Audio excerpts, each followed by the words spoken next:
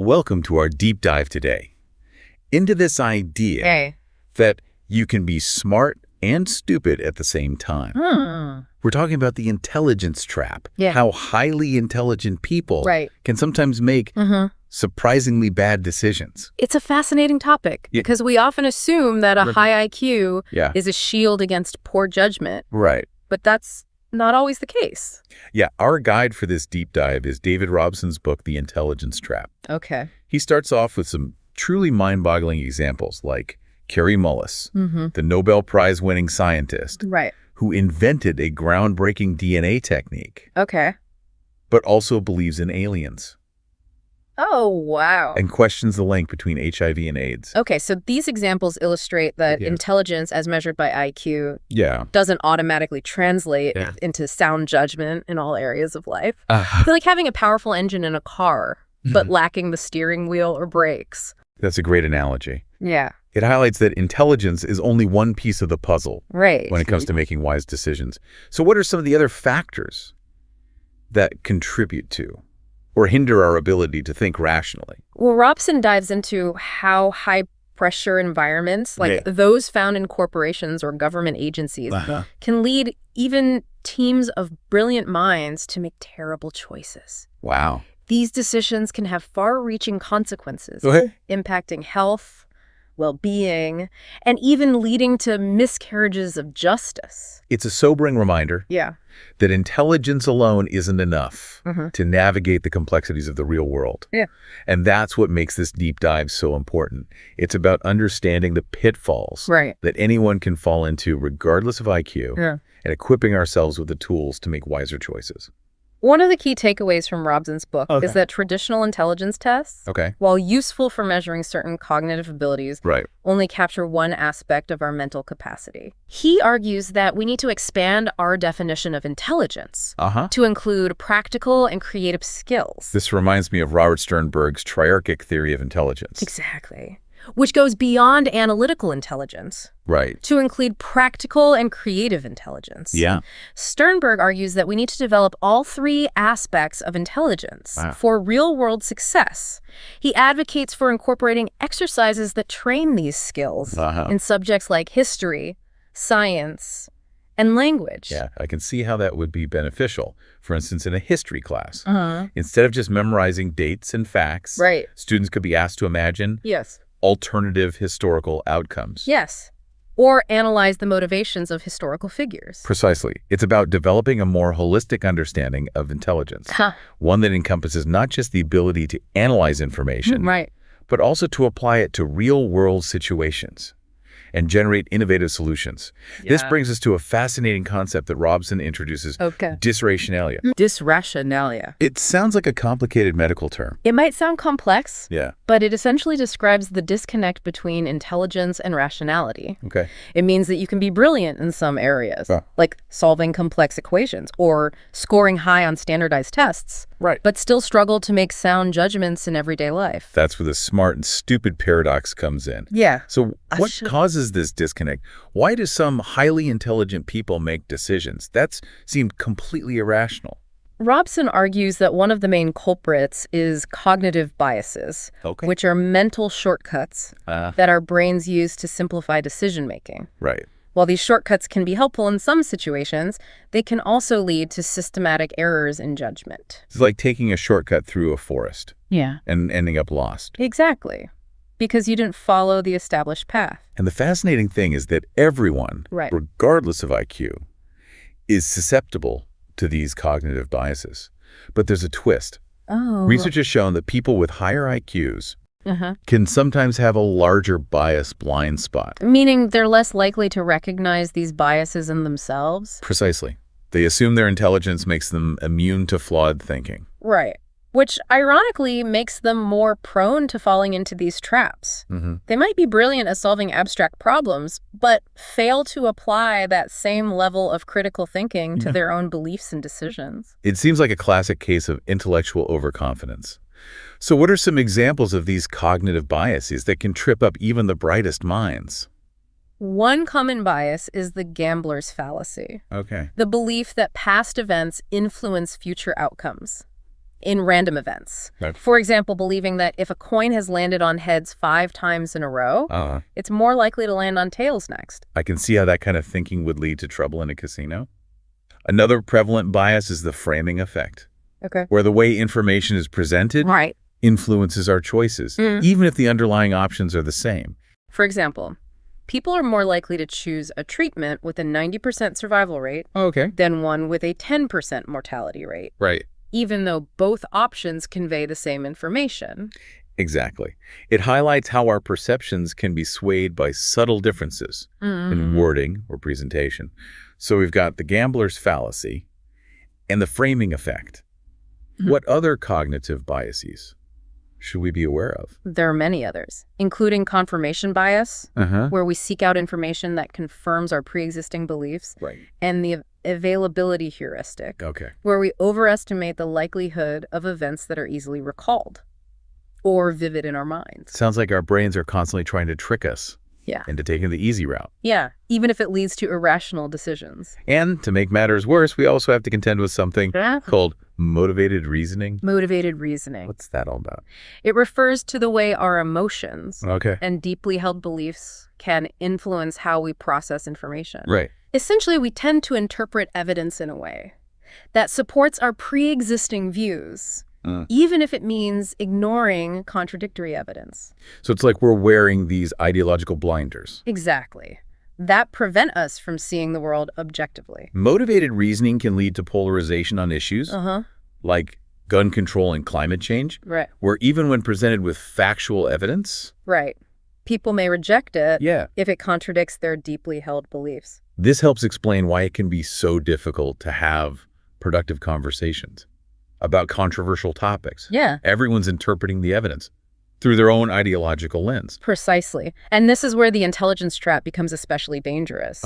Because if intelligent people are more prone to overconfidence and less likely to recognize their own biases, they might be even more susceptible to motivated reasoning. So they might use their intelligence to rationalize their pre-existing beliefs. Exactly, rather than engaging in open-minded critical thinking. And this can lead to a dangerous cycle, where intelligence, instead of being a tool for understanding and progress, becomes a weapon for defending our own biases and reinforcing our own worldview. So what's the antidote? How do we escape this intelligence trap and make more rational, evidence-based decisions? Well, one of the first steps is recognizing that intelligence alone is not enough. We need to develop other crucial skills, such as critical thinking, emotional intelligence, and a willingness to challenge our own assumptions. This is where it gets really interesting, because Robson doesn't just point out the problems.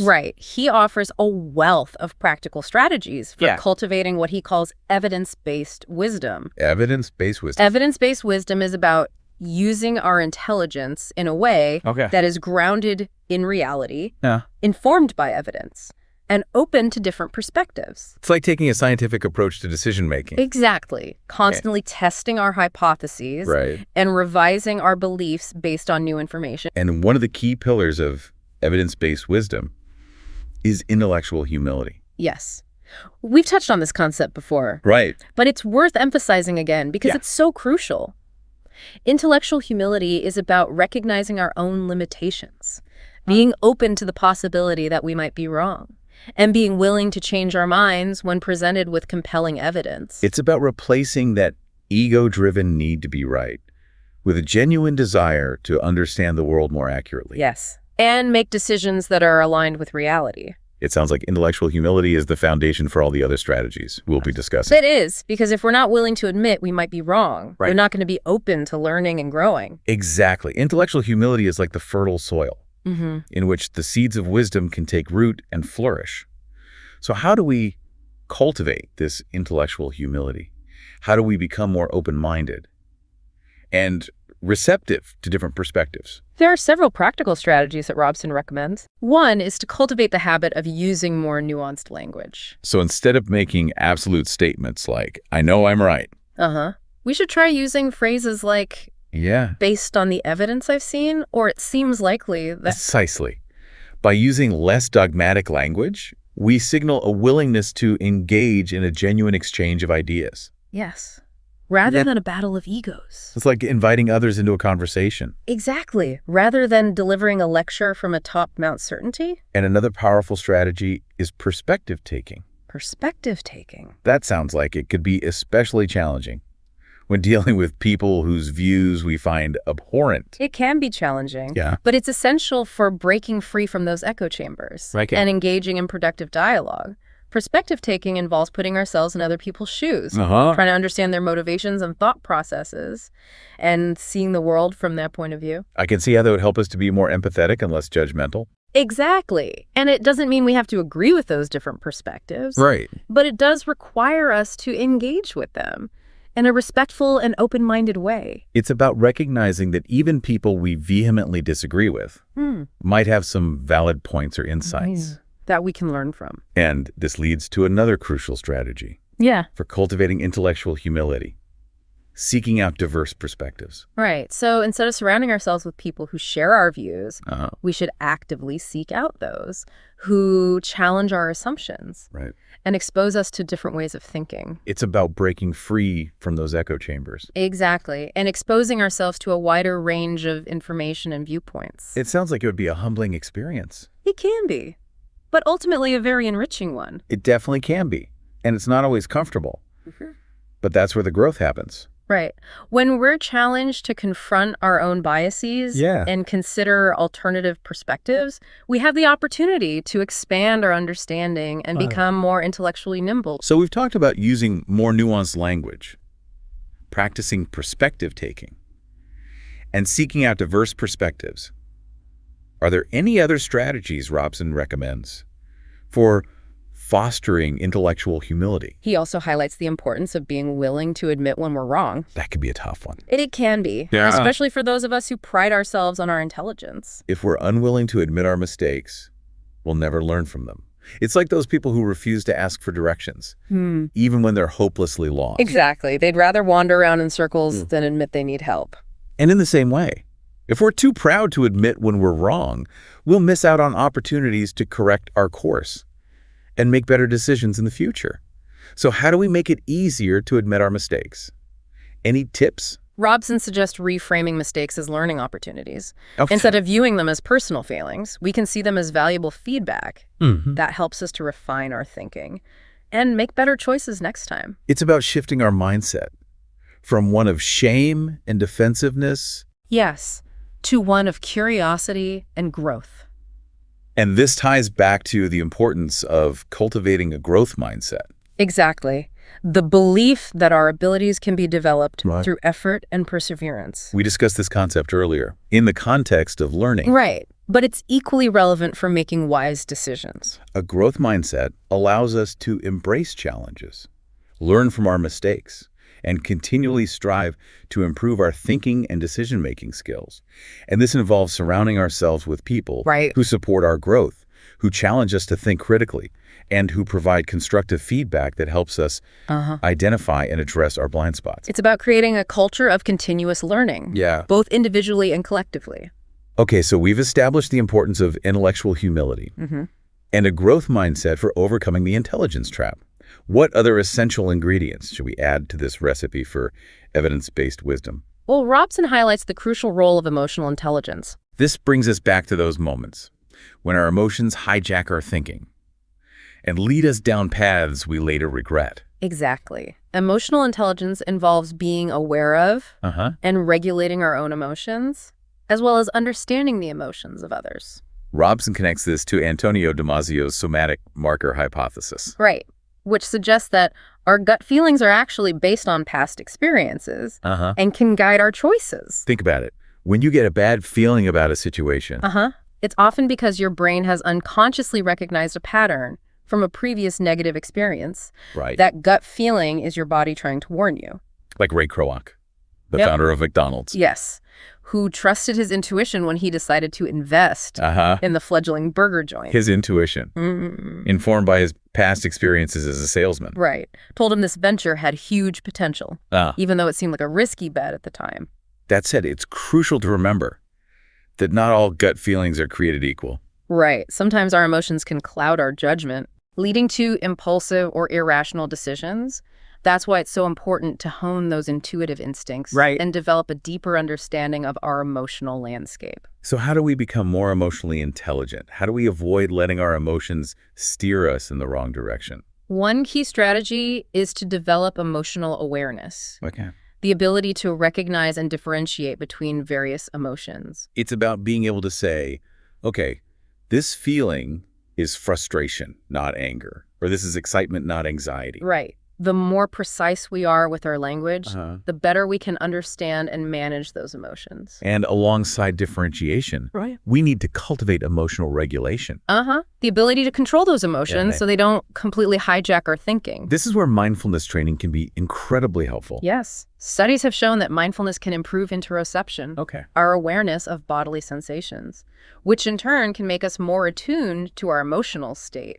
Mindfulness practices help us observe those emotional ways without getting swept away by them. Right. It's like becoming a surfer who can ride those waves skillfully instead of being tossed around by the current. And if sitting on a cushion and meditating isn't your thing, there are other ways to develop emotional awareness. Right. Some research suggests that activities like music and dance, which require precise bodily control and sensory feedback, can also enhance interoception. It's about finding practices that help you pay attention to your body and the subtle signals it's sending you.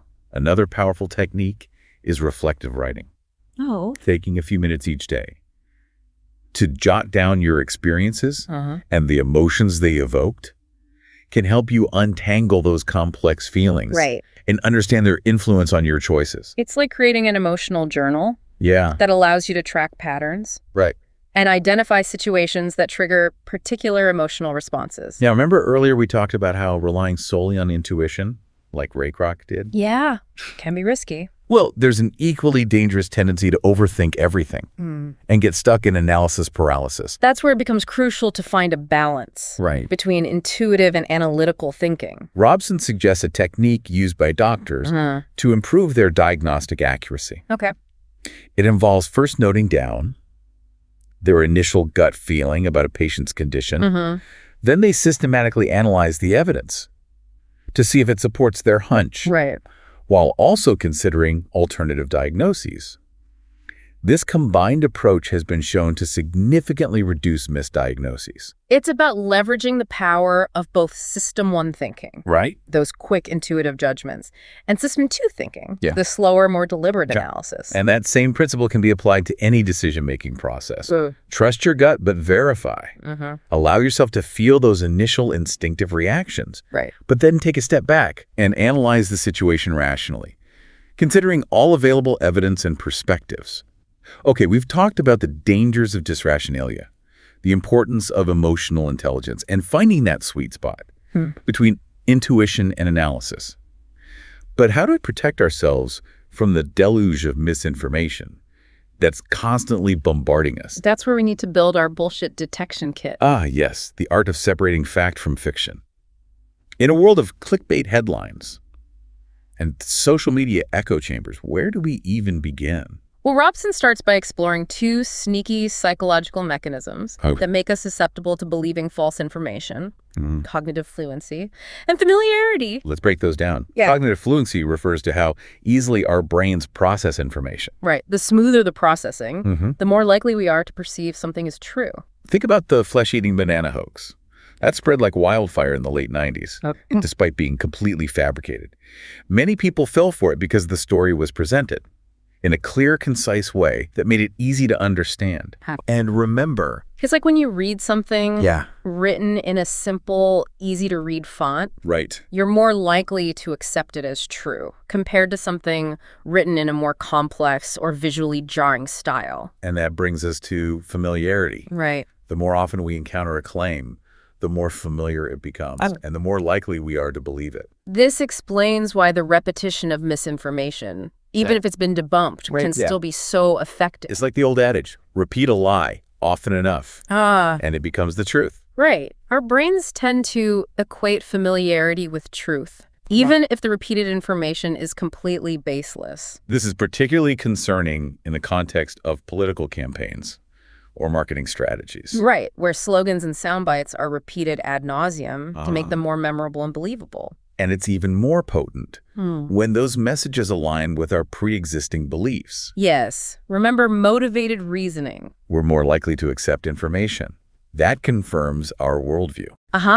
Even if it's demonstrably false. So how do we protect ourselves from these cognitive traps? How do we build that robust bullshit detection kit? One strategy Robson highlights is inoculation theory. Inoculation theory. Which involves exposing ourselves to weakened forms of misinformation so we can develop resistance to the real deal. It's like getting a vaccine for bullshit. Exactly. By encountering and debunking those weaker forms, we develop the critical thinking skills. Right, to spot and dismantle more sophisticated attempts at manipulation. And that's where critical thinking courses can be incredibly valuable, not those dry theoretical ones that make you feel like you're back in Philosophy 101. Right. Robson suggests using real-world examples that demonstrate how misinformation is spread and how to identify the telltale signs of bullshit. It's about teaching people to question sources, evaluate evidence, recognize logical fallacies, and consider alternative perspectives. And this type of critical thinking training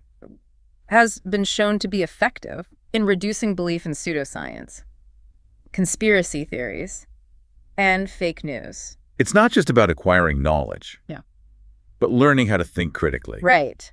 About the information we're bombarded with every day. Robson also emphasizes the importance of intellectual humility. Yes. Being open to the possibility that we might be wrong, and yeah. being willing to change our minds when presented with compelling evidence. This goes back to what we discussed earlier. Yeah. About the dangers of intellectual overconfidence and the importance of seeking diverse perspectives. Absolutely. And it's something that Michael Shermer, a science historian who spent years debunking all sorts of pseudoscientific claims, strongly advocates for. Shermer's approach involves engaging with people who hold those irrational beliefs. Right. Trying to understand their motivations and thought processes, and then presenting them with evidence that challenges their views. He believes that cultivating empathy and understanding is crucial for effectively combating misinformation. It sounds like building a bullshit detection kit is an ongoing process that requires both knowledge and a willingness to engage with different viewpoints in a respectful and open-minded way. Exactly. It's about developing a critical thinking mindset. That helps us to navigate the complex and ever-changing landscape of information. Now, speaking of learning and growth, let's shift gears and explore how some smart people fail to learn from their mistakes. It's time to talk about tortoises and hares. Classic fable with a modern twist. Robson opens this chapter with a story about Richard Feynman. A brilliant physicist who won a Nobel Prize for his work in quantum electrodynamics. Feynman was known for his insatiable curiosity and his playful, almost childlike approach to learning. But what set him apart from many other gifted individuals was his growth mindset, the belief that intelligence and abilities can be developed through effort and perseverance. This is a concept popularized by Carol Dweck. A psychologist who has done extensive research on how mindsets influence learning and achievement. Dweck contrasts the growth mindset with the fixed mindset, where people believe their talents are innate and unchangeable. Those with a fixed mindset tend to shy away from challenges, fearing that failure will expose their limitations. Whereas individuals with a growth mindset embrace challenges as opportunities for learning and development. They see setbacks not as personal failings, but as valuable feedback that helps them improve. Feynman's story is a perfect illustration of this. He faced numerous setbacks and failures throughout his career, but he never let them dampen his enthusiasm for exploration and discovery. Instead of getting discouraged by those challenges, he viewed them as puzzles to be solved, opportunities to expand his understanding, and that relentless pursuit of knowledge, fueled by his curiosity and growth mindset, is what ultimately led to his groundbreaking contributions to science. So how do we cultivate that growth mindset? How do we shift from a fear of failure to an embrace of challenges? One crucial factor is the learning environment. Think back to those stifled toddlers in preschool. Their natural curiosity squashed by rigid classroom structures. Robson highlights research showing how traditional educational systems often prioritize rote memorization and conformity over exploration and creativity. And that type of environment can inadvertently foster a fixed mindset. Children may come to believe that their intelligence is measured solely by their ability to regurgitate facts. on standardized tests, rather than their capacity for innovation and problem solving. Thankfully, there are educators who are challenging this paradigm, creating learning environments that encourage experimentation, questioning, and the joyful pursuit of knowledge. Robson points to research by Suzanne Engel. Okay. Who observed that even simple expressions of curiosity from teachers can ignite students' enthusiasm for learning. When teachers showed genuine interest in the topics they were teaching, asking questions and expressing their own wonder, students became more engaged, more persistent, and ultimately learned more. It's amazing how subtle cues from our mentors can shape our beliefs about our own abilities. Right. If a teacher conveys a sense of excitement and curiosity, students are more likely to embrace that growth mindset and view learning as an adventure rather than a chore. And that same principle applies to any learning environment. Right. Whether it's a classroom. Right. A workplace. Or even just our own personal pursuits. So we've established the importance of a growth mindset. But how do we actually apply it to our learning process? What are some practical strategies for making the most of our mental capacity? Well, one key technique Robson highlights is the strategic use of desirable difficulties. Desirable difficulties. Now, that sounds counterintuitive. Aren't we supposed to make learning as easy and enjoyable as possible? That's the conventional wisdom. But research suggests that introducing certain challenges into our learning process can actually lead to deeper understanding and better retention of information. It's like those weightlifters who intentionally add resistance to their workouts to build stronger muscles. By forcing our brains to work harder, we create stronger neural connections and make the learning stick. Robson uses the example of spaced repetition, a technique where we revisit information at increasingly longer intervals. Imagine you're learning a new language.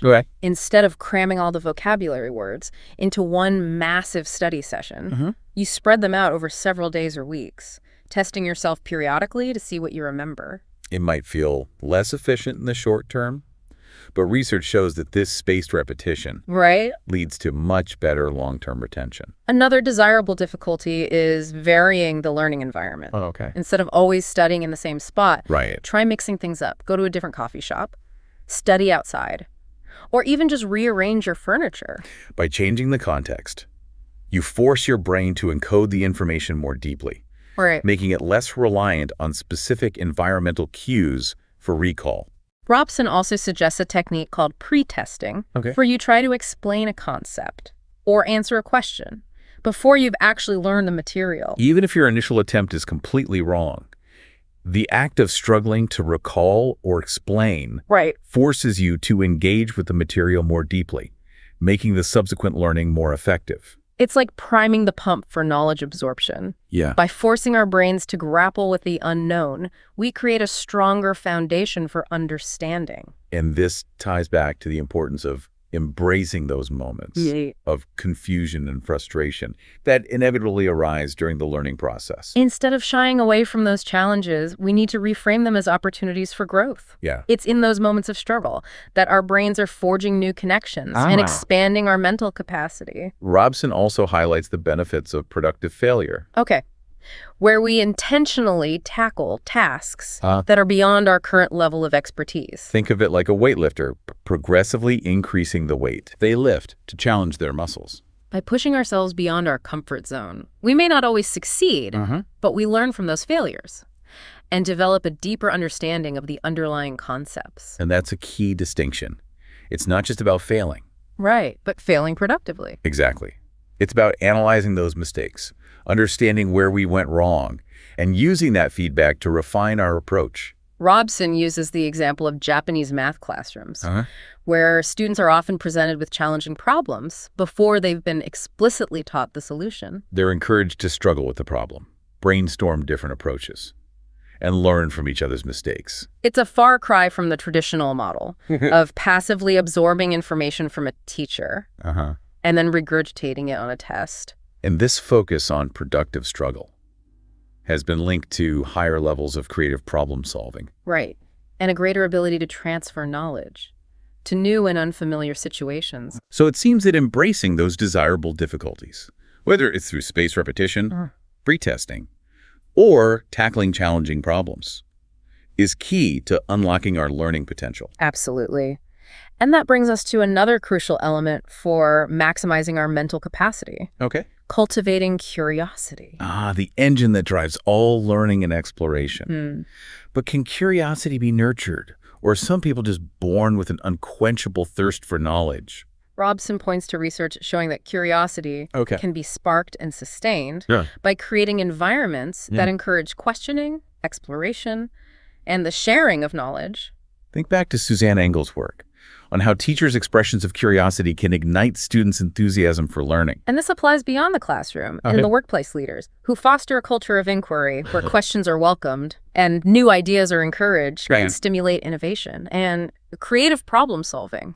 Robson also emphasizes the importance of seeking out new experiences, engaging with diverse perspectives, and approaching learning with a playful, open mind. It's about embracing those aha moments, those bursts of insight that come from connecting seemingly disparate ideas and seeing the world through fresh eyes. And that brings us back to Richard Feynman, who embodied that spirit of playful curiosity throughout his life. He saw the world as a vast, interconnected web of mysteries waiting to be unraveled. And he approached each new discovery with a sense of childlike wonder. It's that sense of wonder that fuels lifelong learning and allows us to continually expand our intellectual horizons. Okay, we've explored how individual learning can be enhanced by cultivating a growth mindset, embracing desirable difficulties, and nurturing curiosity. But what about when we're working in teams? How do group dynamics influence collective intelligence and decision-making? That's where we enter the realm of hive minds. Ooh, I love the imagery there. Are we talking about those sci-fi scenarios where minds merge into a single super-intelligent entity? Not quite. But we're going to be delving into the fascinating world of collective intelligence. Okay. How groups of individuals can pool their knowledge and abilities to solve problems that would stump any single person. So it's like the classic two heads are better than one idea. Yes, but it's much more nuanced than that. Okay. Robson draws on the work of Anita Woolley, a researcher who studied collective intelligence in various settings. And what has she found? Is collective intelligence simply a matter of having a bunch of smart people in a room? Interestingly, it's not that straightforward. Oh, well. Woolley's research has shown that a group's collective intelligence isn't strongly correlated with the average IQ of its members. It's surprising. Yeah. So what does determine a group's ability to effectively solve problems? Woolley has identified several key factors that contribute to collective intelligence, including social sensitivity, the ability to read and respond to the emotions, and cues of others in the group. Equal participation, ensuring that all members have a chance to contribute and their voices are heard. And cognitive diversity, having a mix of different thinking styles and approaches to problem solving. It's fascinating how these social and collaborative skills can be more important for collective problem solving than raw intellectual horsepower. Exactly. It's not just about having a room full of geniuses, but creating an environment where those minds can effectively connect, communicate, and collaborate. And this makes perfect sense, right? If everyone in a group thinks the same way, they're likely to fall into the same cognitive traps and miss crucial insights that could come from a more diverse range of perspective. Precisely. And this is where the research on the individual intelligence trap becomes incredibly relevant. Those same biases that trip up individuals can also derail group decision-making, especially if the group dynamics reinforce those biases. Robson uses the example of groupthink. Right, a phenomenon where the desire for harmony and consensus within a group can lead to poor decisions. Think of the Bay of Pigs invasion, where President Kennedy's advisors, despite being highly intelligent individuals, failed to adequately challenge each other's assumptions and ended up endorsing a disastrous plan. It seems that the pressure to conform and maintain group cohesion can sometimes override rational thinking, leading to a collective blind spot. And this danger is further amplified when the group is led by a dominant individual. Who discourages dissent or critical thinking. So it's not just about assembling a team of bright minds, but creating a culture of open communication. Constructive debate. And a willingness to challenge the status quo. Absolutely. And that brings us to another intriguing question. Can too much talent be a bad thing? Can a team be so stacked with star players that it actually backfires? I'm picturing those all-star teams in sports. that sometimes fail to live up to their potential. Right, because the players are more focused on individual glory than teamwork. That's a great analogy. Robson highlights research by Adam Galinsky showing that there's an optimal level of talent within a group. So it's like a recipe, right? You need the right balance of ingredients. For the dish to turn out well, too much of one ingredient can throw off the flavor. Exactly. Galinsky found that groups with a moderate level of high-performing individuals tend to be the most effective. And what happens when you exceed that optimal level? Do the superstars start clashing egos? That's often the case. Robson cites a study of star equity analysts on Wall Street, where the research departments, with a high concentration of top-ranked analysts, actually performed worse than those with the more balanced mix of talent. It seems those star analysts were so used to being the smartest person in the room that they struggled to collaborate effectively and leverage each other's expertise. Their individual brilliance became a liability in a team setting. Yeah. And this phenomenon isn't limited to the cutthroat world of finance. Robson points to the Miami Heat basketball team in the early 2010s, which initially struggled to gel as a cohesive unit. Despite having 3 of the biggest stars in the NBA, it was only after 2 of those stars were sidelined with injuries that the team started winning championships. The reduced talent in this case led to greater success because it forced the remaining players to collaborate more effectively and rely on each other's strengths. So it seems that when building a high-performing team, it's not just about recruiting the best and brightest, but fostering a culture of humility, collaboration, and a willingness to put the team's goals ahead of individual ego. Absolutely. And that brings us to the critical question of leadership.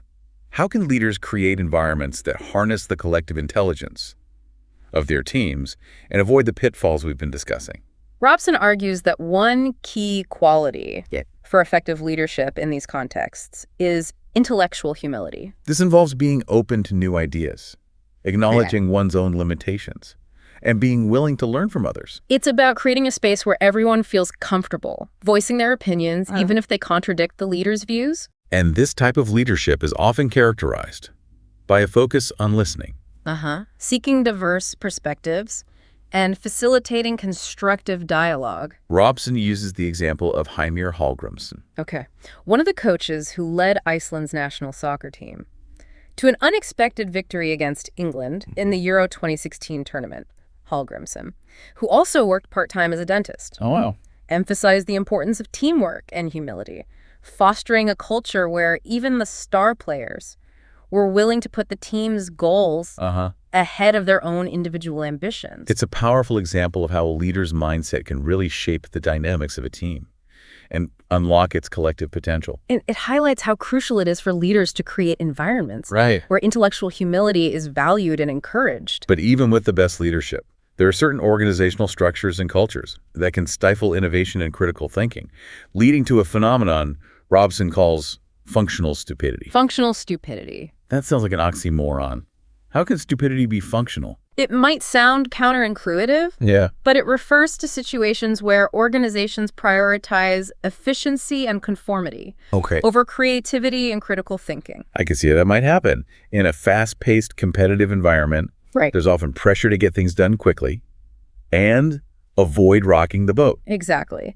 And in those situations, people might become so focused on following procedures and meeting deadlines that they stop questioning whether those procedures make sense or whether they're contributing to the organization's overall goals. It's like those bureaucratic nightmares where everyone's so busy filling out forms and attending meetings that they lose sight of the bigger picture. Precisely. Robson draws on the work of Mats Alvesson and Andre Spicer. Who argue that functional stupidity can arise from factors like excessive specialization, information silos, and top-down decision-making. Let's break those down. Excessive specialization sounds like it could be a problem. Because if people are only focused on a very narrow part of a task, they might not understand how their work fits into the overall project. Exactly. They become like cogs in a machine, diligently performing their assigned function without understanding how it contributes to the machine's overall purpose. And information silos would exacerbate that problem. Because if different departments aren't communicating effectively, they might be working at cross purposes or duplicating efforts. Precisely. And then Top-down decision-making can create a culture of fear and deference where people are afraid to speak up or challenge their superiors, even when they see problems or have better ideas. It's like those classic cases of corporate disasters where warning signs are ignored. Right. Because nobody wants to be the one to deliver bad news. Exactly. Robson uses the example of Nokia, the once dominant mobile phone company that failed to adapt to the rise of smartphones. I remember that. Nokia was so focused on its past successes with its traditional mobile phones that it completely missed the boat on the smartphone revolution. Precisely. It was a classic case of functional stupidity. Nokia was so entrenched in its existing way of doing things that it failed to recognize the threat posed by these new touchscreen devices, even when the evidence was staring it in the face. It's a cautionary tale about the dangers of complacency and the importance of creating organizational cultures that encourage critical thinking, flexibility, and a willingness to adapt to changing circumstances. Absolutely. So if functional stupidity is the disease, what's the cure? How can organizations avoid falling into this trap and foster environments that encourage innovation, critical thinking, and a willingness to learn from mistakes? Well, based on what we've discussed so far, it seems like one of the key ingredients is intellectual humility, not just for individuals, but for organizations as a whole. Exactly. Organizations need to create cultures where it's safe to admit mistakes, challenge assumptions, and propose new ideas, even if those ideas contradict the prevailing wisdom or the opinions of those in positions of authority. It's about fostering a sense of psychological safety, where people feel comfortable speaking up without fear of reprisal or ridicule. And this requires leaders who are willing to model intellectual humility, who are open to feedback, and who encourage constructive dissent rather than stifling it. It sounds like it takes a certain level of courage and self-awareness for leaders to create that kind of environment. It definitely does. It's much easier to surround yourself with yes men and maintain the illusion of control.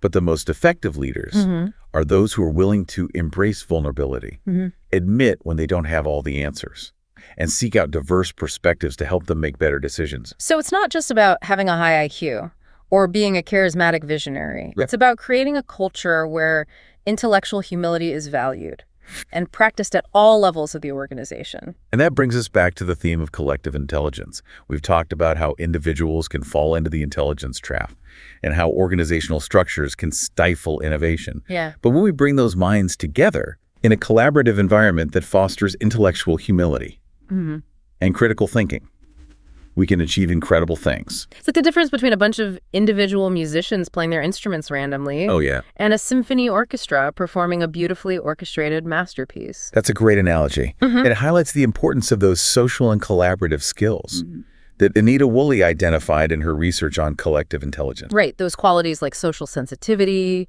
equal participation, and cognitive diversity. Precisely. It's not enough to just assemble a group of smart people. We need to create environments where those minds can connect, communicate, and collaborate effectively, where diverse perspectives are valued, and where everyone feels empowered to contribute their unique talents and insights. It sounds like creating those kinds of environments requires a shift in mindset, not just for individuals, but for organizations and society as a whole. We need to move beyond this narrow view of intelligence as a static measure, like an IQ score, and embrace a more holistic understanding of what it means to be truly intelligent. It's about recognizing that intelligence is multifaceted, that it encompasses not just analytical abilities, but also practical skills, creativity, emotional intelligence, and that crucial element of wisdom. And it's about cultivating those qualities that allow us to use our intelligence effectively and ethically. Qualities like intellectual humility, curiosity, a growth mindset, and a willingness to challenge our own assumptions. It's about recognizing that intelligence alone is not enough. It's how we use that intelligence that truly matters. And that's the essence of Robson's message. He's urging us to move beyond this narrow view of intelligence as a static measure, like an IQ score, and embrace a more holistic understanding of what it means to be truly intelligent. It's about recognizing that intelligence is multifaceted, that it encompasses not just analytical abilities, but also practical skills, creativity, emotional intelligence, and that crucial element of wisdom. And he's challenging us to become more aware of our own thinking processors, to recognize those moments when we're falling into the intelligence trap, and to actively cultivate those qualities that allow us to use our mental capacity more effectively and ethically. So to wrap things up for you, our dear listener, let's distill the key takeaways from this deep dive into the intelligence trap. We've covered a lot of ground, but I think we can boil it down to 10 essential points. Are you ready? Hit me with them. I'm all ears. Point number 1. Intelligence, as measured by IQ, is only one facet of our intellectual capacity. It doesn't guarantee success in life. It's like that basketball analogy we talked about earlier. Height is an advantage, but it doesn't guarantee you'll be a slam dunk champion. Okay, point number 2. We need to broaden our understanding of intelligence to include practical and creative skills, as advocated by Sternberg's triarchic theory. It's about recognizing that there are multiple ways to be smart and valuing those diverse forms of intelligence. Point number 3. Disrationalia highlights the disconnect between intelligence and rationality. Smart people can still make bad decisions due to cognitive biases. Just ask Sir Arthur Conan Doyle and those fraudulent mediums. Point number 4. We are all susceptible to cognitive biases, regardless of intelligence. And it's crucial to be aware of these mental shortcuts to avoid errors in judgment. Remember that bias blind spot. The more intelligent we are, the more likely we are to overestimate our own rationality. Point number 5. Motivated reasoning driven by emotions and beliefs can further cloud our judgment and lead to polarization on important issues. Think of those heated debates on gun control or climate change, where even the most compelling evidence is often dismissed if it contradicts our pre-existing views. Point number 6. Expertise, while valuable, can also lead to overconfidence, confirmation bias, and resistance to new information. The FBI's fingerprint debacle in the Mayfield case is a stark reminder that even the most skilled experts can fall prey to these pitfalls. Point number 7. Developing emotional intelligence, awareness, differentiation, and regulation of emotions is essential for making sound decisions and honing intuitive instincts. It's about recognizing that our emotions play a powerful role in our thinking and decision-making, and learning how to harness that power effectively. Point number 8. We can train our emotional compass through practices like mindfulness, reflective writing, and using more nuanced language to describe feelings. It's about becoming more attuned to our emotional landscape and developing strategies for managing those emotional waves skillfully. Point number 9.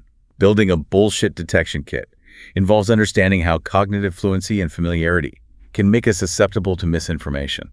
Be wary of those slick presentations and repeated claims. They might sound convincing, but that doesn't make them true. And finally, point number 10.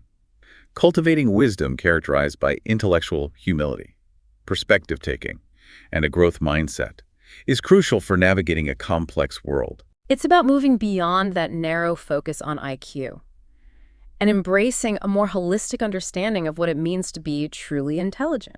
So there you have it. 10 key takeaways from our deep dive into the intelligence trap.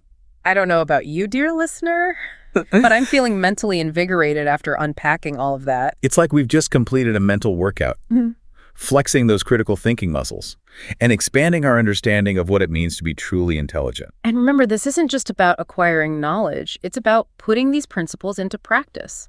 Making those conscious choices to think more critically, act more wisely, and engage with the world in a more informed and compassionate way.